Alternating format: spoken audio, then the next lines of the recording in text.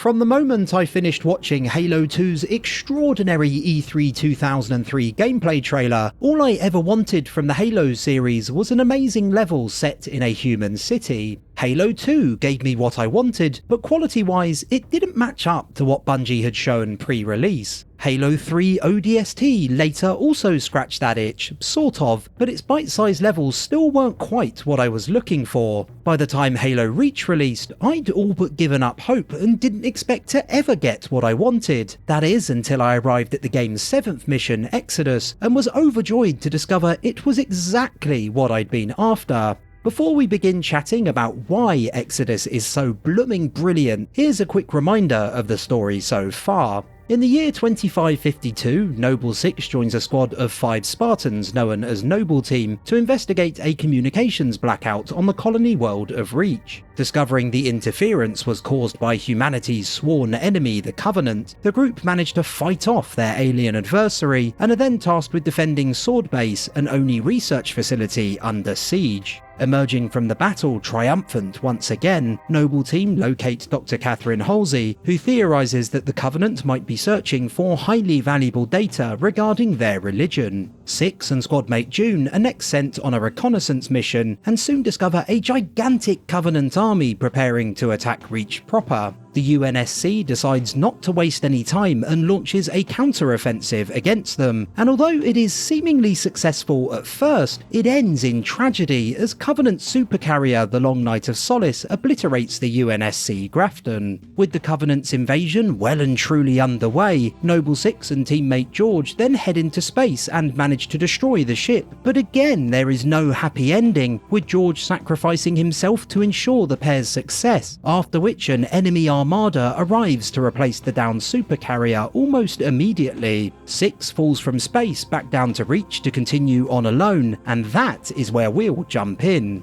As Exodus begins, Noble 6 lays eyes on the wreckage of the Long Night of Solace, which under any other circumstance would be a monument to his success. However, due to teammate George sacrificing himself to destroy it and the sudden arrival of an entire Covenant fleet to replace it, it represents something else entirely, a turning of the tide. At the start of previous mission, Long Night of Solace, Noble Team were gathered together and they had a plan for stopping the Covenant in their tracks. By the time Exodus begins, Noble Team is down a man and any hope of winning the battle for Reach has quickly begun to fade. Even 6 looks worse for wear, only able to walk with a limp following his fall from space. Reaching New Alexandria 9 days later, he's at least able to walk properly again, although you might also notice that his health bar remains in the red once gameplay begins, so he's definitely not fully recovered. While 6 is doing at least a bit better, the outlook for Reach hasn't improved one bit. The city burns in the distance as he looks on, clutching George's dog tags, perhaps considering the futility of his friend's sacrifice, how his efforts to save Reach look like they may well have been completely in vain.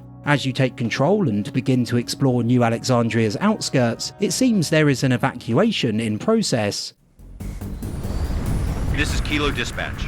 All available teams advance to Traxxas Tower. Evacuation will commence ASAP. Copy, Dispatch. What's the status of the tower pad? Tower pad is green. Let's move these civilians before it changes. Copy, Dispatch. 4-0 out. Bodies litter the immediate area, and while helping as many civilians as possible escape the city is certainly a worthy cause, the sheer scale of destruction and loss of life already inflicted by the Covenant might leave you with the distinct feeling that you've arrived on the scene a little too late. It's not long before you come across something even more horrifying. Romeo Company, be advised, we have reports of Covenant suicide squads. You gotta be kidding me. That's a negative. Keep your eyes open, troopers.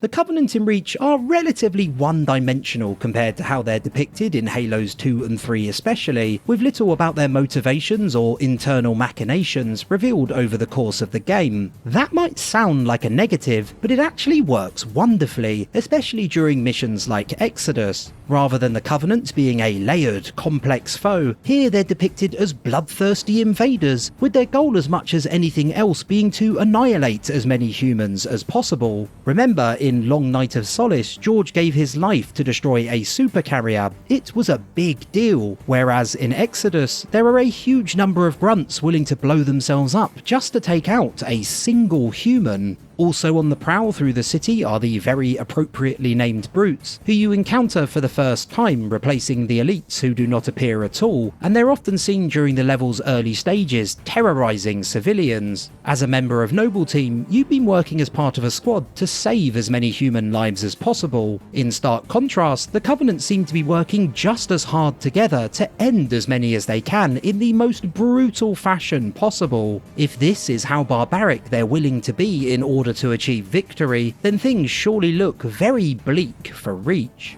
After spending the opening few minutes of Exodus alone, you finally rendezvous with a group of Marines and get to work helping with the evacuation effort. Picked up a friendly. A Spartan? Where the hell did he come from? Who cares? Spartan, assist. Evac Team 7 to Kilo 26. We have eyes on track now. Copy, Evac 7. Move to assist the evac. Over. The set of areas and encounters you work your way through next are absolutely brilliant. There are so many interesting things happening all the time, some small, some not, that it's hard not to get completely immersed, especially given the pace at which this middle portion of the level progresses. In terms of the more straightforward surprises, Bungie continues the trend of placing powerful weapons well suited to the encounter you're involved in just out of sight, in places you might not think to explore. A good example is the sniper rifle in this very first area, tucked away on a balcony. The brutes at ground level and the civilians who need saving will likely draw your attention, but if you do decide to use the environment to your advantage, you're rewarded with a weapon which will make taking down your enemies a much easier proposition. The atrium of the Traxxas Tower which follows may well be my favourite part of the mission, although it could also be argued that it's actually underutilised. It's a sprawling area that gives you so many choices for how to engage the Covenant. You can come up the stairs from below, the most obvious route and also perhaps the trickiest. You can move in from the floor above and head in a similar direction, or you can again move in from the floor above but then take advantage of the side rooms and a third level on either side if you really want to create space or attempt to get behind your enemy. Then once you reach the lift at the end of the atrium, you also have the outside area to contend with where more Covenant are soon dropped off. Although if you hop on or grab the turret nearby in a timely manner, they can be dealt with fairly easily. The reason I think it's underutilised is because more time could have absolutely been spent here, especially given the wealth of options available to you. More enemies should have been included down the sides of it at different levels to encourage you to use other approaches than battling straight down the middle. Also, when you're defending the lift, Bungie could have again made better use of the huge map by having the Covenant attack you from these different sections. As it stands, you move from one end of the area to the other and then tend to hang around by the lift until your objective is complete, but I'd argue it's so well designed that it's a shame you're not forced to move around it a little more than you are through clever enemy placement. Leaving the area, you receive further instruction over your radio and get better acquainted with the incredible disappearing elevator sprinter. If you're trying to get to the tower, you're too late, Lieutenant. Corvette over the starport pounded the hell out of the place. Cargo port's impassable on foot, rooftop evac's awash. We could use the executive landing pad, except there's no easy way to get there. A group of ODST specialists are working a plan. They might appreciate some backup. Your time spent with the Bullfrogs, a team of ODSTs who specialise in using jetpacks, is another excellent addition to Exodus. First, you have to get through a brief platforming section to get used to your new piece of equipment before you're let loose in several areas expressly designed for combat using it. The first has plenty of angles of approach you can use your jetpack to reach, and there's a ton of crates and various other objects scattered around you can hop on to get the drop on the Covenant. Then once you enter the next, larger area, there's even more verticality to make use of as you inch ever closer towards your destination. These areas also got me thinking about equipment in Halo and about Infinite's grappling hook specifically, and they've made me change my mind about it. When talking about Halo Infinite, I've always said that the grappling hook is an amazing addition to the series which should always be included moving forward, but actually I'm not so sure. Sections like this, designed around a particular piece of equipment, I suspect might actually be a more entertaining way to make use of the concept, as the utility on something like the grappling hook, which is permanently equipped, make it such a powerful tool that you never really need to switch to anything else. I don't know about you, but I basically never used any other equipment in Infinite because the grappling hook was so much more useful than all of the others. Moving forward, I'd actually like to see a return to you only being able to use equipment one piece at a time, with parts of the next Halo designed around what's provided to you. For example, perhaps there's a part where you need to scale something with the grappling hook and so you pick one up, or jump between platforms with a jetpack, or make use of the drop wall against an enemy type that necessitates its use. Using the jetpack during Exodus is a great change of pace and a unique moment in Reach's campaign, and in the present, I can't help but wonder whether some of that magic has been lost in a post-grappling hook world. As we near the rendezvous point where any surviving civilians will be picked up and ferried to safety, there is one more thing I want to briefly touch on. Towards the beginning of this video, I talked about Exodus's wider context, the story of George, his sacrifice, and the realization that humanity may well be fighting a losing battle, but equally, it's worth acknowledging how well handled the level's internal narrative is as well. It's not particularly complex, granted, however, it's also a fascinating one, as unlike any other mission in Reach, Exodus can almost be treated as its own standalone experience. Remove pretty much any other level from the game, and you'd have a chunk of story missing which would make it difficult to follow events. Remove Exodus from the campaign, and while you'd be less clued in on what actually happened at ground level in New Alexandria, you'd not miss any major plot points. Transitioning from Noble 6 plummeting to Earth at the end of Long Night of Solace to him reuniting with Noble Team during New Alexandria would still make total sense. This self-contained feeling Exodus has is one I adore, as it fits the level perfectly. You have Marines and ODSTs battling to save anyone still alive, many of whom still populate the various areas you visit. Meanwhile, the radio is filled with chatter giving you by-the-minute updates on what's going on, as the situation slowly gets bleaker and bleaker. Unlike other missions in Reach, Exodus doesn't at all focus on Noble Team, their sacrifices, or their story, but rather anchors itself squarely on the battle at hand and your role in it. It's a great change of pace from a narrative perspective after the huge story beats in Long Night of Solace previously. Hopping on board a Falcon, it's time to provide air support to ensure as many survivors as possible make it out alive. Pleasure jumping with you, Spartan. We'll hold this location. You get on that Falcon. Make sure those transports make it out in one piece.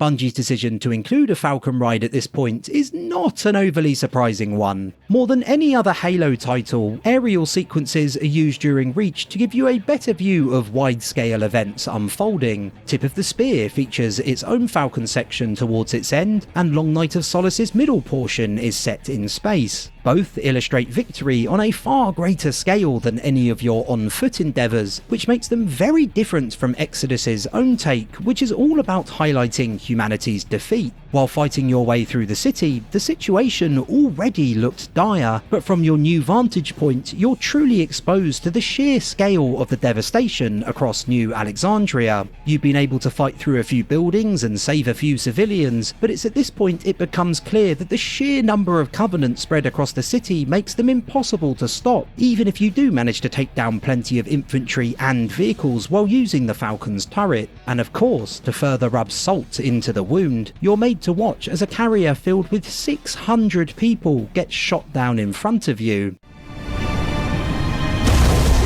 my god. Mayday! Mayday! 6 Echo 2, can you maintain altitude? Negative! We're going down! Son of a bitch. I can't watch this. Fox Actual, should we send search and rescue birds? Negative, dispatch. No point.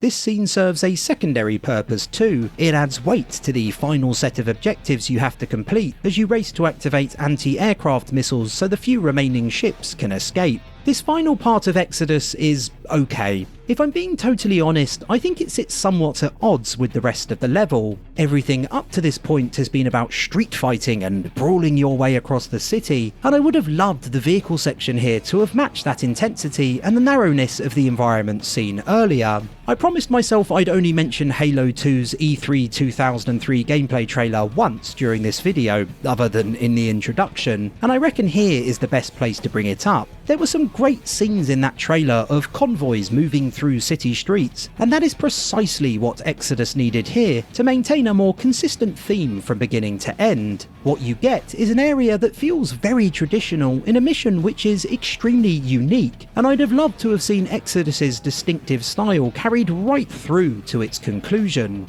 The level's final shot depicts a Covenant carrier burning above New Alexandria as a number of civilian transports manage to flee the ruined city thanks to your efforts. It sums up very well what Halo Reach is really all about from this point onwards. There is no real hope left, no chance of victory over the Covenant. All you can do now is fight the little victories in the face of overwhelming defeat. You may have damaged a Corvette to help a few people escape, but ultimately it's your enemy who has come out on top. One of their ships may be burning, but as Exodus draws to a close, so is an entire human city.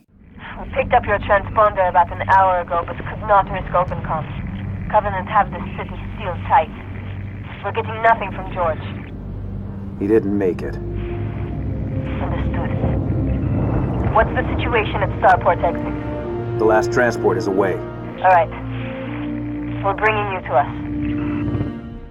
Exodus is one of my favourite levels in the entire Halo series, and that is an accolade it thoroughly deserves. Its primary focus may be around on-foot combat, but its self-contained nature and incredibly quick pace mean you never miss the vehicular combat or large-scale encounters which aren't as present as they are in other levels for the majority of its runtime. Less the story of Noble Team and more of New Alexandria itself, it is a unique slice of Halo which finally gave me the city-based combat I'd craved for so long, and it did so in style. Thanks for watching the video, boys, girls and Spartans. If you had a bullfrogging good time, do consider liking, subscribing and letting me know what you think of Exodus, and hopefully I'll catch you all again soon.